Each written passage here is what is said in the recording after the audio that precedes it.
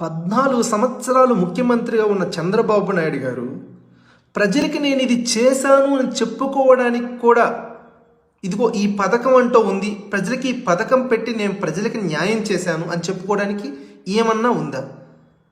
ఆలోచించండి ఒకసారి. ప్రజలు ఇలాంటి వాళ్ళని మళ్ళీ నమ్మి ఇలాంటి వాళ్ళ ఉచ్చులో మళ్ళీ మీరు చిక్కుకుంటే పేదవాడు అన్నవాడు ఖచ్చితంగా ఈసారి చాలా ఘోరమైనటువంటి ఇబ్బంది పడతాడు. ఎందుకని చెప్తున్నానంటే, చంద్రబాబు నాయుడు గారు, పవన్ కళ్యాణ్ గారు ఈరోజు జగన్మోహన్ రెడ్డి గారు చేస్తున్నటువంటి మంచి పనులు చూసి పేదవాడు ఉన్నత స్థాయికి వెళితే వీళ్ళకి కట్టు బానిసల్లాగా పనిచేసే వాళ్ళు ఉండరని చంద్రబాబు నాయుడు గారు, పవన్ కళ్యాణ్ గారు వాళ్ళ కడుపు మంటను బయట పెడుతున్నారు. ప్రతి పేదవాడు ఉన్నత స్థాయికి వెళ్తున్నాడు. ఈరోజు ప్రతి పేద కుటుంబంలో ఉన్నాడు, ప్రతి ఒక్కడు ఆర్థికంగా స్థిరపడుతున్నాడు జగనన్న ప్రభుత్వంలో. అది వాళ్ళకి కడుపు మండిపోతుంది.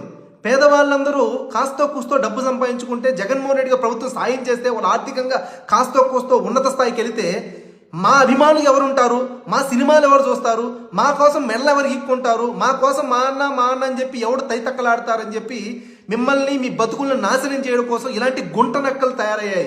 ఆలోచించండి. మీ కుటుంబాలు బాగుపడాల్సిన అవసరం లేదా?